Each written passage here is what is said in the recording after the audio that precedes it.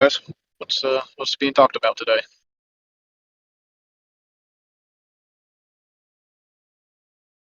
I don't know. What's up? What do you got? Yeah, same old. Just driving around for work kind of stuff.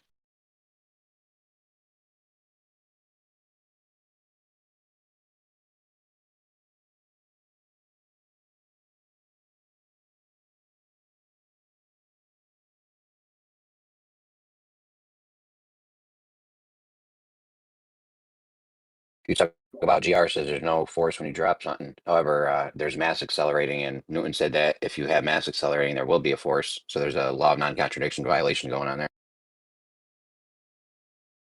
Well, there is a force. Density disequilibrium force.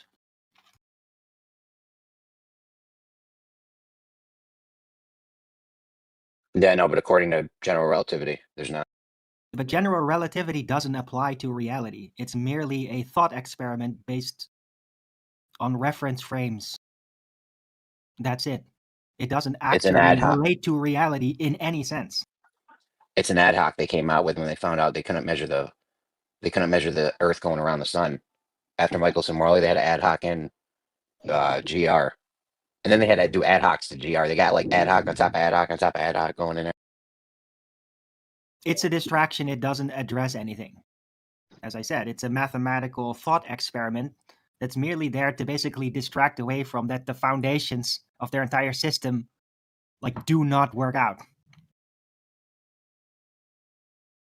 I mean, I think it works pretty well. But you're saying that why would you think that Michelson-Morley wasn't trying to measure the Earth moving around the sun?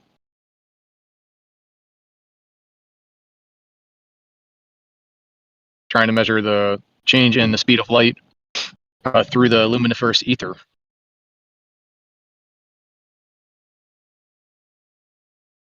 What the hell does that have to do with gravity or relativity? It has nothing to do with gravity or relativity. I don't know why it was brought up.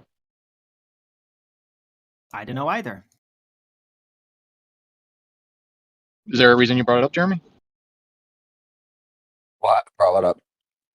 Michelson-Morley? Oh, it was You said ad that hoc. was GR was ad hoc after they figured out they couldn't measure. Once they figured out they couldn't measure the sun, the Earth going around the sun, they had to quick do a thing, and that's when GR popped out. Oh, Michelson-Morley wasn't trying to do that though. But showed that you couldn't measure the sun. I know it wasn't trying to do that. However, it did do that, and it couldn't measure us going around the sun. So they had to quick, fast ad hoc it, and out comes GR.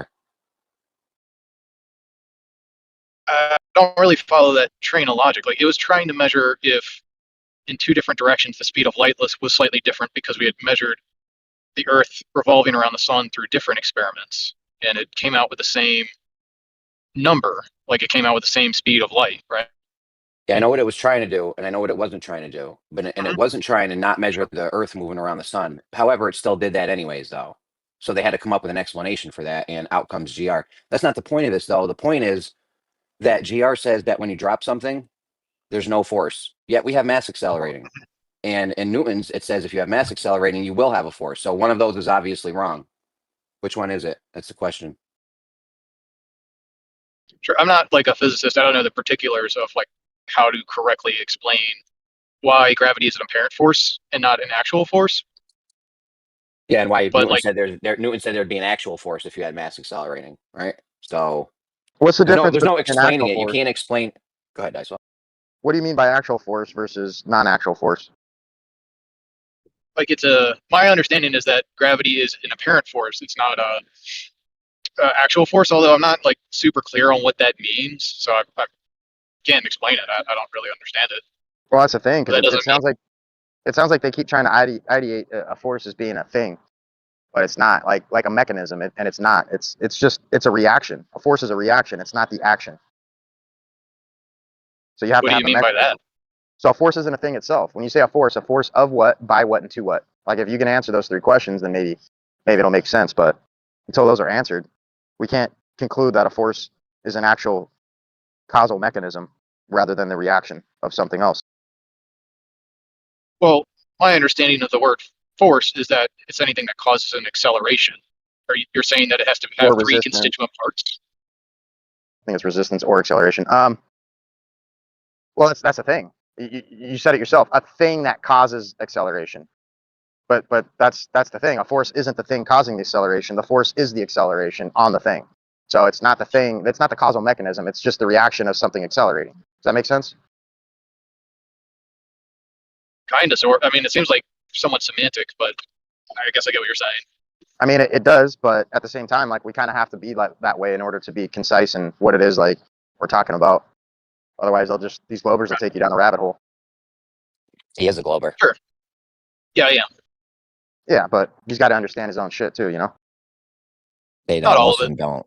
Most of them don't understand it. So I don't know. Well, I mean, I feel like gravity, while it might have like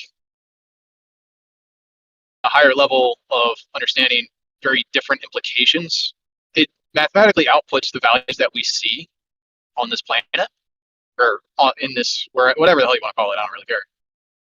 Where, like, I don't see is there a flat Earth explanation for why things go down and why there's a pressure gradient Yeah. and stuff? Yeah, it's Yeah. called density. No, I mean, that's one school of thought that I think was the original school of thought, but you've got another camp of flat earthers that have moved past that. Yeah, but you can't though, because density is the only thing that actually has experimental validity. What's the cause of density? The differential of the density. A differential? Yeah. I mean, the that's cause a basic of the force experiment. is the difference between the density of an object and the medium. I mean, that's a Got it, basic yeah. experiment they do in sixth grade, maybe fifth, sixth, seventh grade, where they take and the Anthony Riley egg thing. That's real shit, and you can really make something go up or down depending on the density. Yeah. Yeah, so it has Well, that's scientific validity, repeatable validity. Like this is like real cause and effect science with the hypothesis and the null and the alternative and all that. Like this is real. That's real science right there. I'm not sure I follow. What was the experiment you were referencing? Would you mind explaining it a little bit? was it the egg and salt? It's the egg experiment. I like that. So what, you put an egg in water and then you add salt to it Experiment. until it floats? You gotta have an egg experiment to have the egg experiment. Sorry, I took it too Yeah, Yeah, far. what's the notion? You put an egg in water, it sinks. You put salt in the water, you put the egg in, it floats. You know what I'm saying? You could you can adjust it. You can Mhm. you can methodically manipulate the independent variable to make the egg go up, down, in the middle, wherever you want it, pretty much. Right, you can manipulate all factors about it, size, weight, anything. But only changing the density of the object in relation to the medium, either changing the object density or the medium density, is going to change where it's going to have neutral buoyancy or where the direction will be that it will be forced to displace. And that's it. So it's just the salt, huh? No, the salt So is what just the changed thing the that water? changes the density of the medium. That's what the salt Salt does. changed because the it density of dissolves the in it. medium. It dissolves in it and creates a higher, measurable, higher density of that medium. Got it. Sure. But if you have like a vacuum chamber where it's very, very low pressure, it's the same density essentially all around you, but Well, yet it still goes down. I want to ask something. Why real is there? quick. Yeah, Sorry, because McFingland. the differential between the medium and the object is now incredibly vast. So the differential So- is maximized. Can I That's ask you right. something, Arwijn? Sure. So if I put sugar instead of salt, is it going to have the same effect? Yeah. So But dude, you could do it with anything I put in that water that changes the density is going to have the effect. So it doesn't have to be salt. It can be dirt. No. Only if it dissolves in the Yeah. water. Yeah, anything I can put in Sand there that doesn't do dissolves that. into If you the dump water. sand in there, it's not going to change anything. No, not sand. Not sand. yeah, if you change the density of the medium, I mean, you could do this with an Acme anvil in a vat of mercury if you wanted to. And the claim is that the mercury is denser than the anvil? Yeah, there's even a formula for it. If you take the density of the medium and the density of the object in the medium, and you divide one into the other, and the number's higher or lower than one, I don't know the exact formula, but it'll tell you if it's gonna. Like I can know if you give me the densities, if you give me both the densities of the medium and the object, there's a way to tell before you even put it into the medium if it's gonna go up or down. So it has predictive capabilities. These guys fucking love predictions. Oh yeah. I hate the Bible, but they love the Yeah. predictions. Even though the But, Bible like- predicts. But my confusion is like, there's you're saying it's the density that determines which direction it goes. But why is that the No. case? Like, why are No. denser things going down instead of up into a less dense area? No, the density doesn't determine anything. It's the density differential. It's the difference of the densities. Exclusively that.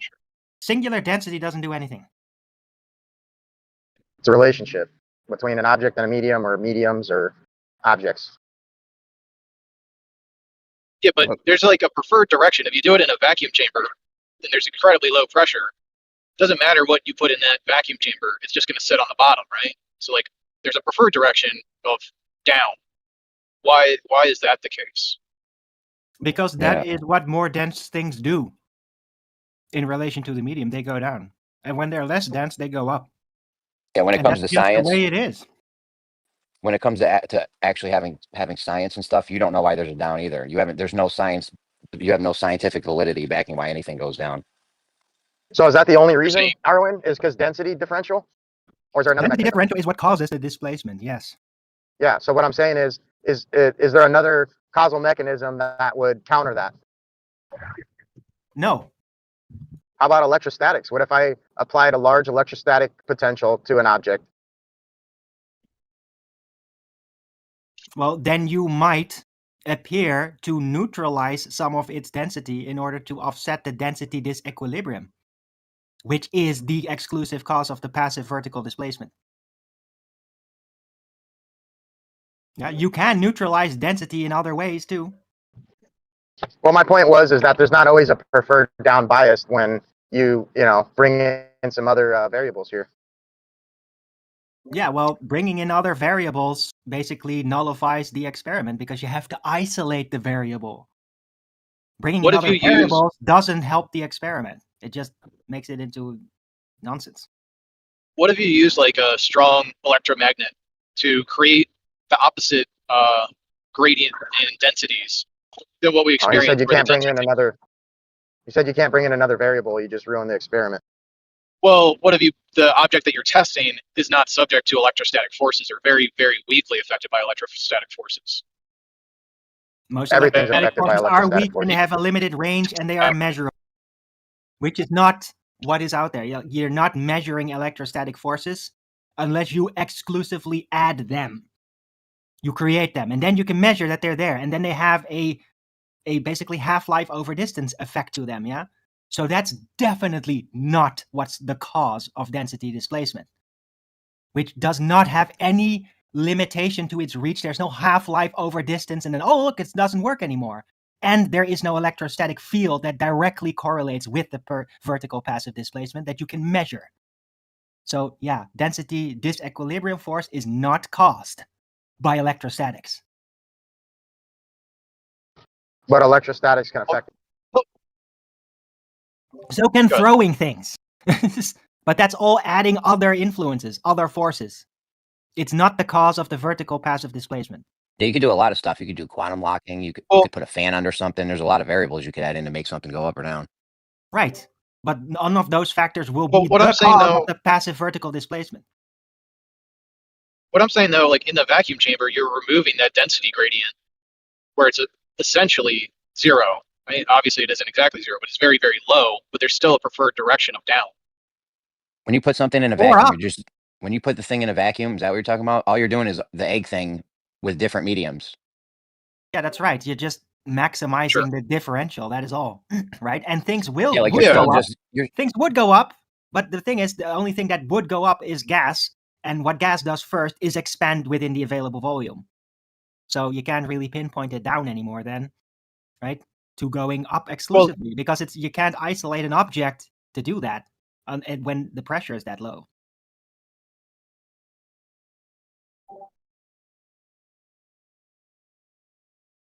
But yeah, Dieslow is right. If you're making a vacuum, all you're doing is just minimizing the density of the medium. That's all.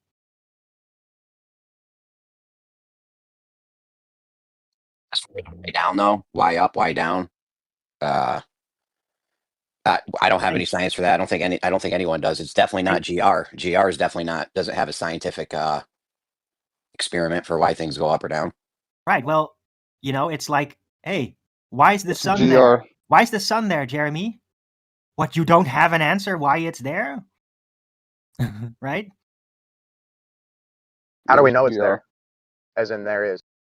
Yeah, don't get meta philosophical with me. I'm just trying to make a point here.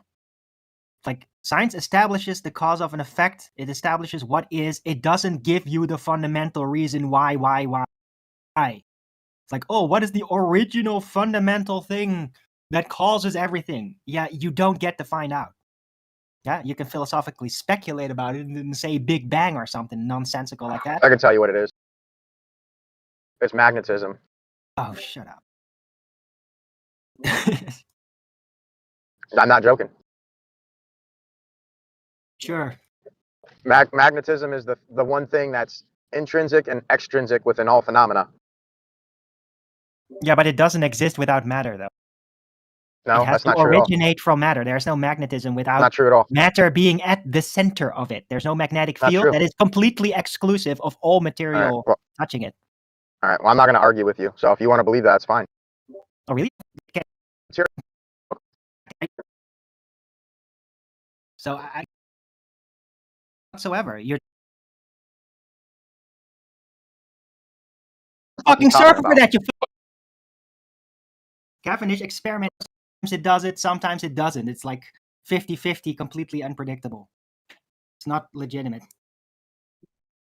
Well, I'm not sure if I follow what you're saying. Like, I would agree that it's very temperamental. Like, it's a very delicate experiment, so it's very hard to get it to work correctly. But like, I'm more curious, like, methodologically, if you can get it to work, it seems like it works incredibly consistently. You're saying you disagree with that part? It sounds like. Well, actual experimentation, people actually doing it, building the setup, and then doing it multiple times with multiple people yields a completely aberrant result with no logical consistency, no singular type of result in any way. It's completely irrelevant. Do you have a demonstration in particular in mind where somebody tried to do this and they weren't able to recreate the results? Yeah, that's lots of When them I out there. talked to my teacher at the time, that's what he said. He and a whole bunch of people did that for a time being, and then because they thought that's interesting to do for school, and then it was just so inconclusive that it was worthless. Cavendish, right? Is that what you're talking about? Cavendish? Yeah. Cavendish, So yeah. So two balls attracting each other, right? We've all seen it, right? And then Yeah, isn't the critical point too? Like, say a guy's going to do that. My understanding that you would have to have minimum. You got the two balls, and then also the Faraday cage. You have to have the Faraday cage, right? Not necessarily, but it does help. Well, whoa. Not, what do you mean? You'd have to explain that. Don't run over that. It's super critical. See, especially with Dieslow invoking electromagnetism all the You're time. right. Now, Faraday cage is a minimal essential, but even then, with Not the necessarily. maximized isolated variables, it just doesn't. Yeah, that's what I'm trying to explain. We're just talking about, but I wanted to make sure he understood the importance of the Faraday cage. In science, the Faraday cage is pretty critical. You understand that, right? Especially Dieslow, he knows this. Because when you start talking about electricity, you talk about same potential. Go ahead. Well, it's not. That's like, you don't use a Faraday cage for all experiments, of course. So, like, no. you do use a Faraday cage in all experiments? No, that's what I say. No. But we're talking about. See, here we go again, right? We're talking one Pacific. You invoked two balls, and we're just going over properly 4 balls. ran the proper setup for it that we've all witnessed for 10 years. Talked about it. I'm just, that's all. I'm not trying to even make a claim of nothing. Just we're going to talk about the Faraday or your two balls. Go ahead. It's 4 balls, but like, if you're using materials that are non-magnetic, like they're unaffected by electromagnetic fields or negligibly so, you wouldn't necessarily need a Faraday cage to isolate it. Although, Yes, like, it does help, and I know that it's done So with you have them. to have it. You would You have to have it. necessarily Otherwise, need it. well, you're not Why? understanding the electromagnetic field we live in then. Otherwise, that's why they have to do these things, because of the interference. That's quantum mechanics. That's how they explain these different things. Interference. All these different words that you have to be if you're going to play the game, which I'm a student, but I don't like it when people skip over certain things that have been taught to me. And unless I'm wrong, like, so if you got something I don't know about, go ahead. That they have done it with the Faraday cage. No, I'm just Do saying, you if agree you're with the going to statement that they have done Cavendish inside a Faraday cage? You would have to do that. Like if you were going to do it and make some great claim about this experiment you're talking, which whatever it is, I don't know if it's an experiment, but maybe it is. But the Faraday cage would have to be part of it. That's already a proven fact. I mean, that's what I'm saying. I'm not arguing. I don't want to argue about it. I'm just saying that this is a factual thing. That Faraday cages, number one, are a real I'm just thing. trying to. And number two, the Faraday cages invoked on when they do the mass attracting mass. They use them. They have to. Well, let's just say, for the sake of the discussion, sure, they have to. Do you agree with the statement that they have done Faraday cage, the Cavendish experiment inside a Faraday cage? Of course, yeah. But you think it doesn't demonstrate gravity as a force or apparent force?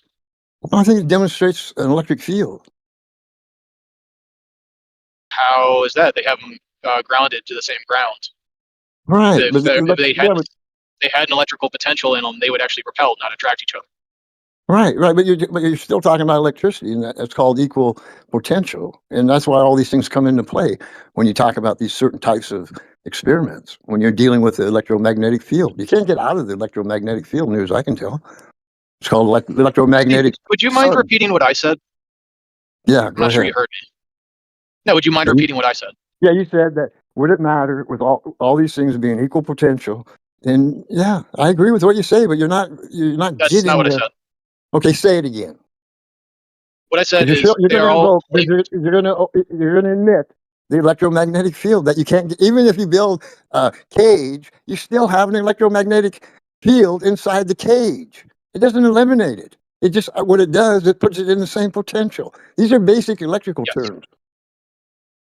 Yes, and if they are of the same potential, what would two objects do when they get closer and closer to each other?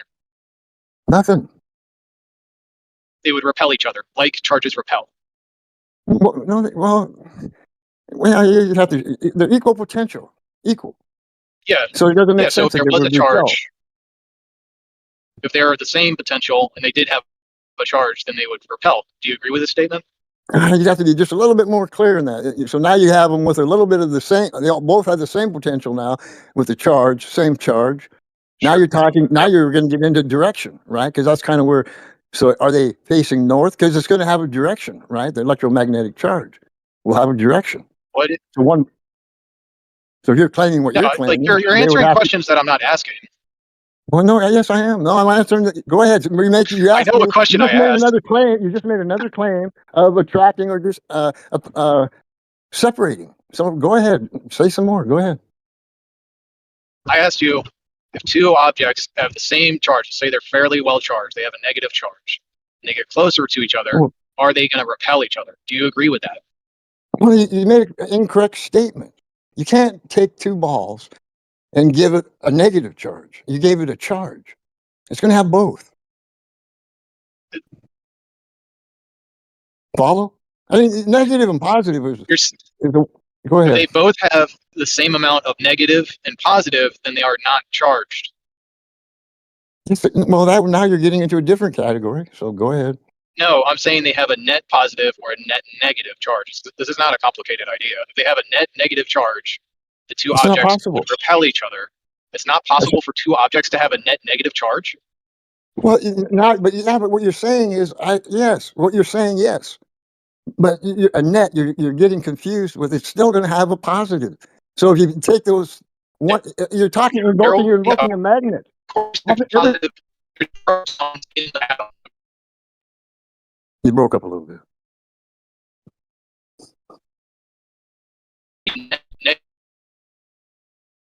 Yeah, you're breaking up a little bit, Bart. But you're invoking science. I don't understand that you don't understand what you're invoking. Positive, negative. They use those terms, different ways, male, female, all these different terms. But you can't get out of it being both. Because one direction will be positive, one will be negative. I'm not denying that these things exist. I'm saying with a net positive charge, there is more positive charge. Doesn't mean that there's not any negative. Do you agree with that statement? I agree with that statement. Yes. You do agree with it? Well, yeah. Okay, so you can have two objects that have a net positive. Well, hold up. You can have two objects with a net positive charge, and if they get closer to each other, they will repel, attract each other. Correct? Correct. Yeah, on the way you face them together. Correct. If you were to turn them around, yeah. You're talking about magnets, really, what you're describing right now. But whatever. Go ahead. Well, holding a charge is not magnetism, but whatever.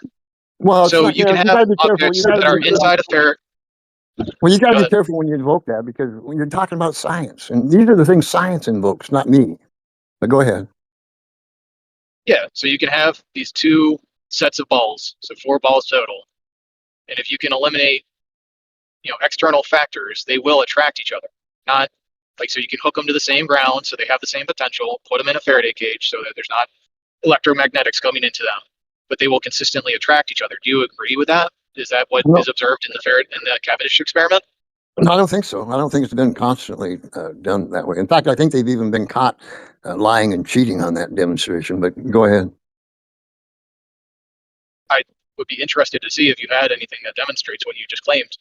But No, if that was, I'm not making no claim. I'm not making a claim. I'm just saying that what you just said. There's not a consistent that experiment. There's not. You can't do it. You can't show it consistently. It's just not going to happen. It's temperamental, but it will if you direct it correctly, it will consistently give you results. But let's just say hypothetically, we haven't done it. If this experiment was done and it did consistently produce results, would you then agree that it is a good experiment to test whether or not gravity is a force or apparent force? I would agree with it's a great experiment to describe or to show electromagnetism. Yeah, I'd agree with that. Gravity. Why would it show electromagnetism? They would, if they were on the same ground, they would repel each other, not attract each other. Well, how would that demonstrate electromagnetism? You're still not understanding the electric charges. What am I not understanding about the electric charges? Well, everything has them. I mean, even inside when you do quantum mechanics, they call it basically they call it chemical charge. So every material has a chemical charge. And that's what you're invoking now is appeal, attract, repel, which is fine. But even the way they describe it, like even density, things are denser because of the material, because you're right down to the smallest particle you can think of, and they align perfectly with this magnetic charge. They call it chemical charge. And then the things that line up perfectly are denser. And then the things that not, it's like styrofoam versus, lead or wood, even a chunk of wood, right? Whatever. But that's what you're invoking, density with chemical charges. So what I'm not understanding is chemical charges. That's what you're trying to say? No, I'm not. Well, I'm not trying to say this is what science tells me. And then when you invoke the Cavendish experiment, I'm just saying. Do you trust science or not? I'm confused.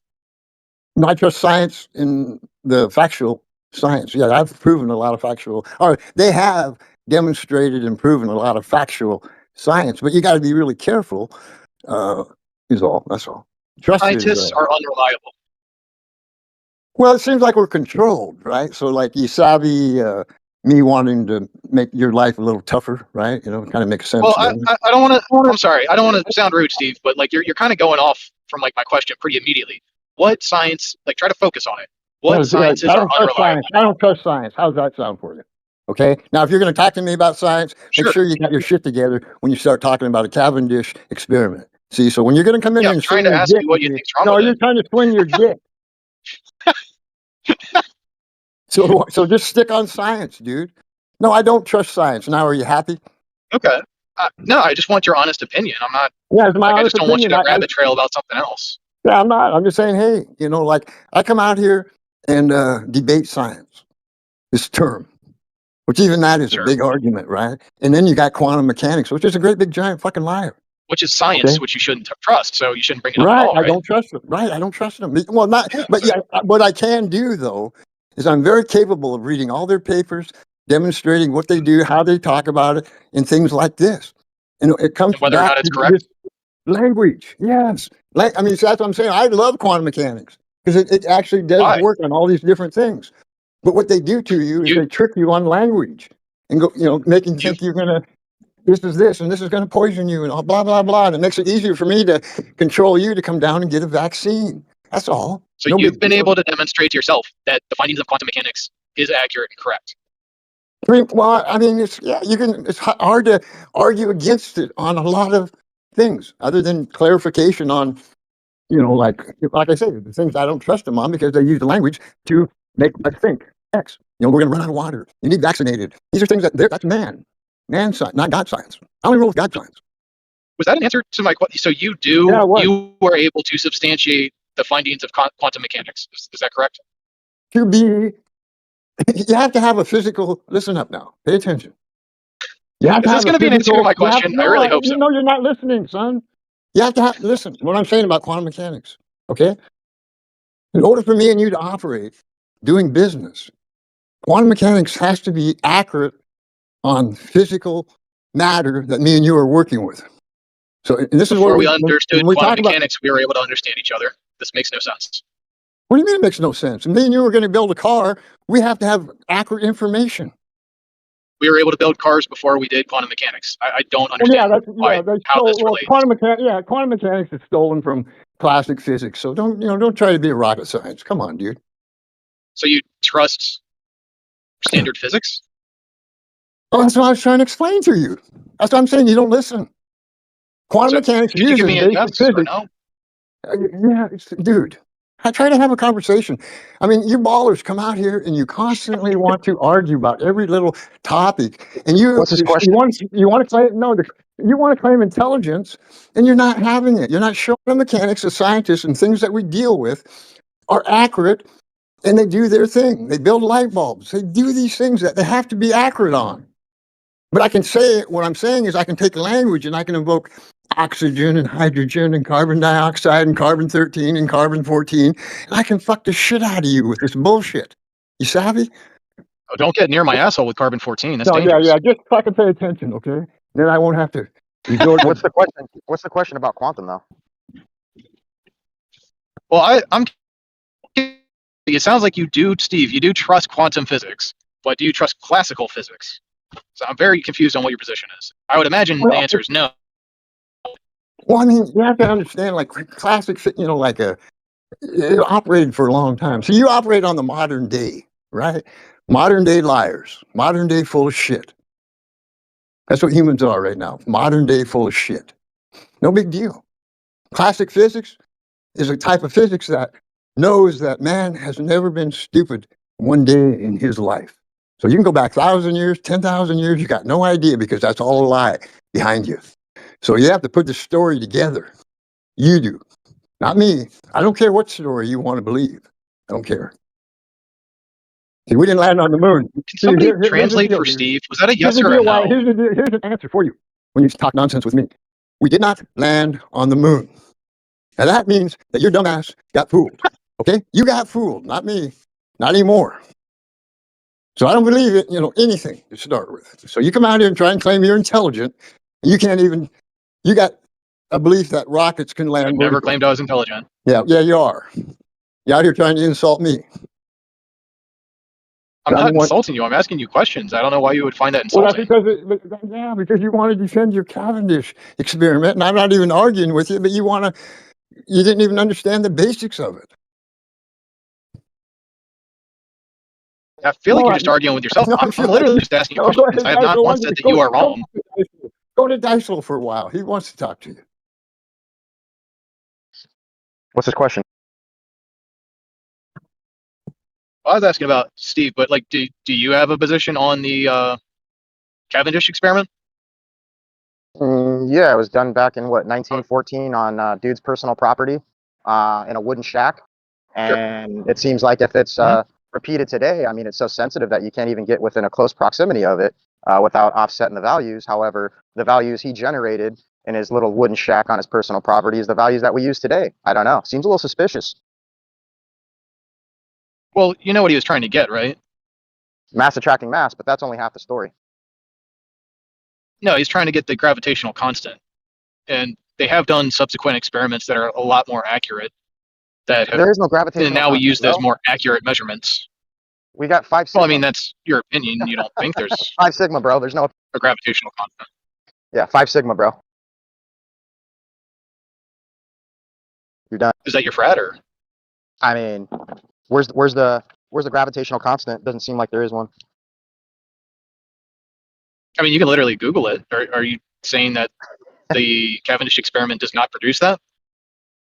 It generated a value, but as I've already explained to you, that value seems very faulty. Yep. Seems like they can't reproduce the value that he generated at that given time period. So you're saying that modern day experiments that are trying to do No, you're breaking up. I got you. I gotta go in a second anyway. Yeah, but just so you know, quantum is literally hokum and mysticism. It's like surreal mysticism. They end up invoking a background medium anyway. They just don't call it a background medium.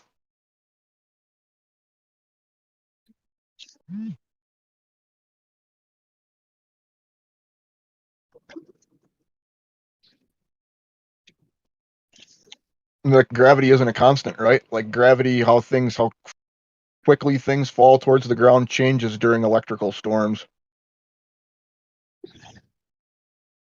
No, there's a gravitational constant, which is different than the gravitational acceleration, which does fluctuate.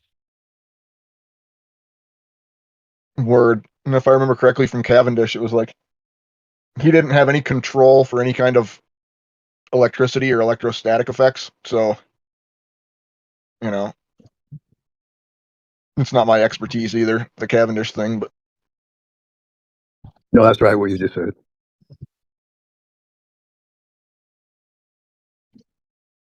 That's why it doesn't hold water. So let's say hypothetically they did control for these things. Would you say that that would be a good demonstration if it did yield consistent results? would it be a good demonstration that it yielded consistent results? I mean, I guess so. I mean, you'd have to understand which variables we're controlling for, and then, you know, understand if there's any other ones that we're not controlling for. I mean, paradigm mass definitely doesn't attract mass, you know, so. If there were variables that weren't being controlled for, then wouldn't your results end up being inconsistent? I mean, it depends, dude. So understand which variables we're controlling for, and then, you know, understand if there's any other ones that we're not controlling for. I mean, in my paradigm, mass definitely doesn't attract mass, you know, so. If there were variables that weren't being controlled for, then wouldn't your results end up being inconsistent? I mean, it depends, dude. I mean, we're off into the weeds here pretty much with speculation. I mean, I don't know. Well, like you could say, like I know a pretty common one is like boiling point of water, where it always happens at 100 degrees Celsius. Where if you just did that experiment over and over and over again at sea level, you're going to get that same result. But if you start moving up and down in elevation, that result's actually going to change. But if you had done this experiment only at sea level, then you would be correct in saying that the boiling point appears to be 100 degrees, and until you get data that suggests that it doesn't boil at 100 degrees, then you'd be justified in having that claim, right? Yeah, sure, I read you. Yeah, so like I kind of get what you're saying, where like maybe there is something that could cause the values to change or to produce inconsistent results, but that's not what we're seeing now with the Cavendish experiment. When you do control for the factors correctly, it does yield consistent results, and there could be some other external factor that could cause it to have inconsistent results, but that's not what we're seeing. And until we start seeing that, we should have like decent confidence in the experiment. You ever seen geomagnetic precession? It was two stars came in close proximity a couple years ago, and it was observed that they spun around each other at high speeds for quite some time before they came together and touched at the lowest pressure point between the two stars. That's kind of like what's taking place with Cavendish, right? It's not mass attracting mass per se. It's mass attracting mass at the lowest null pressure point between the two said objects. Do you think there's a pressure differential between the two masses? Yeah, which is why the masses will actually rotate quite some bit before they find that the lowest null pressure point between the two. What would you say if I provided? Precession. What would you say if I provided you one that was done inside of a vacuum chamber? Okay. Did you Did you account for all the unforeseen variables like electrostatics? Well, that would be a foreseen variable, but let's just say hypothetically, yes. Okay. You can't what about? control for unforeseen variables. Well, I mean, that's one variable that doesn't seem like it just gets overlooked when dealing with this sort of experiment. Like, I don't think anyone's ever really, like Steve said, put it in a Faraday cage. What would you say if we had experiments that was done in a Faraday cage, grounded to the same ground, so they had the same electrical potential, and in a vacuum? What would you say? What I would like to see is a near zero G environment, Cavendish done, like on the ISS or something along those lines. Do you believe that a zero G environment exists? A near zero G environment. Yeah. Yeah, I mean, I think it's replicable. Whether or not it exists within like some sort of given proximity from the surface or not, I mean, who's to say? But I think you can reproduce that with like a gravity well, or just a long vacuum chamber, I guess. Here physically, terrestrially. Like I think we could create something like that. You think a vacuum chamber would create zero gravity on this planet, or on this wherever we're living? Free falling in a vacuum. You say Like okay, so you're Vomit Comet? saying Like the Vomit Comet? yeah, like a parabolic flight. Yeah, something like that. I mean, you understand why that would be very difficult, right? Yeah, I mean, you only get a limited time, but Mhm. and I'm sure there's everything's in motion. Yeah, I'm not saying it would be easy, but that's definitely something Sure. I'd be interested in seeing. It's like the same reason they don't put a laser interferometer on the ISS, right? It's like, why aren't we conducting these experiments in the ISS if they're doing science up there all the time? What kind of science are you doing? Funny. It's like one of those glaring holes where it's like, once somebody asked the question, it dawned on me, like, why haven't they put a laser interferometer on the ISS? That would be interesting. Oh, that's right, because it doesn't exist. I gotta go. But it's nice talking to you guys. I appreciate the time. All right, man. All right, man. Word.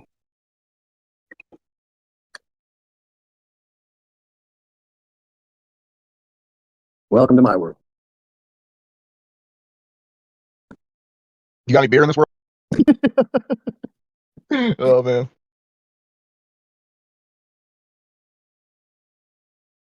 Welcome to my world.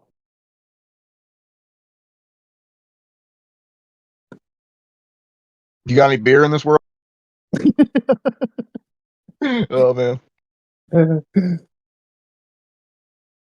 What up, Dieslow? Good to see you, man. Yo, what up?